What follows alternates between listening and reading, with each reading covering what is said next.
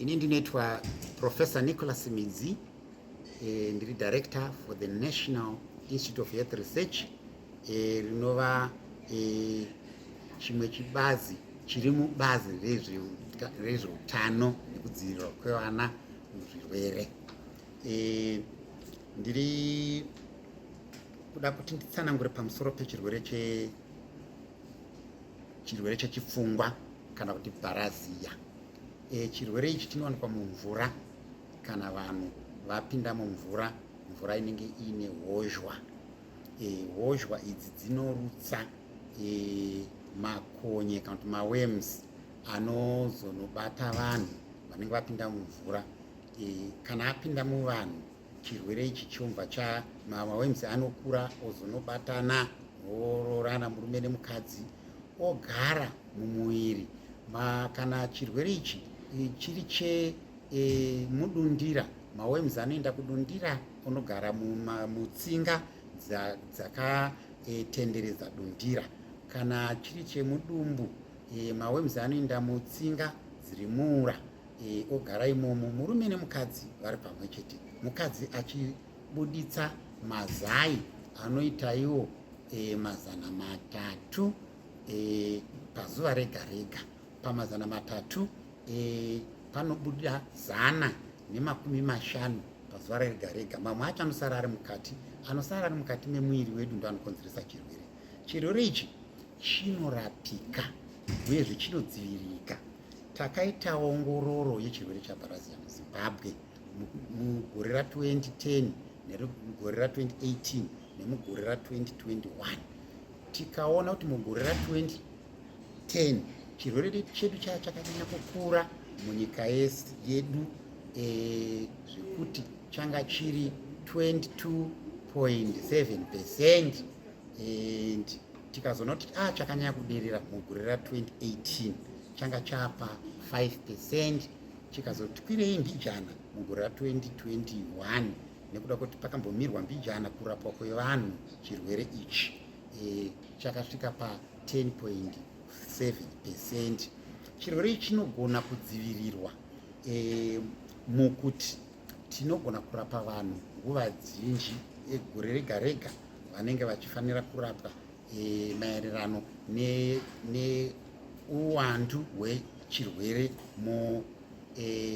district, iye zvinotava kuti muwadi, nekuti taane maresults edu atakabuda nawo akutiratidza chirwere pawadhi yega yega nevanhu vanofanira kurapwa pawadhi yega yega.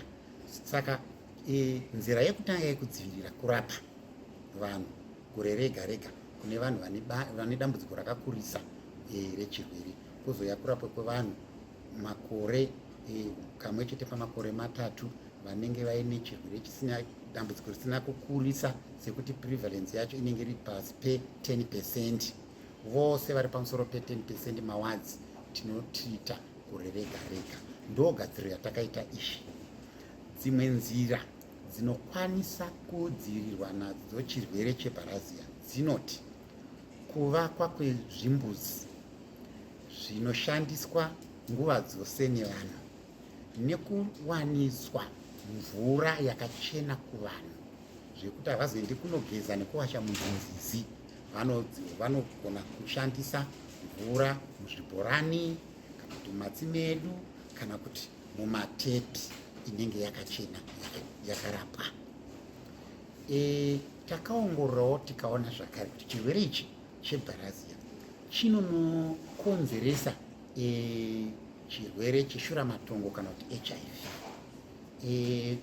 Chinokonzeresa chirwere cheshuramatongo pakuti kana munhu aine chirwere chebilharzia chikanobata kunhengo dzekuzvara nadzo dzemadzimai, chinokonzeresa maronda njana ropa, zvekuti murume anokwanisa kuzotapurira mukadzi, nechikonzero chekuti mukadzi anga aine chirwere chechipfungwa ichochi chakanobata zvibereko, chinonzi female genital schistosomiasis muchirungu. Mazai acho kana akunobuda mumuviri anonokonzeresa maronda. Maronda aya asifanana nemaronda anongoitwa anokonzerwa nezvirwere zvenjovhera kana kuti maSTIs. Saka maronda aya anozoita kuti kana baba vanga vaine chirwere cheHIV vanogona kutapurira mai nekubudikidza nemaronda aya chirwere cheHIV, asi zvakonzereswa nechirwere chechipfungwa kana kuti bilharzia rinowanikwa munhengo dzemadzimai.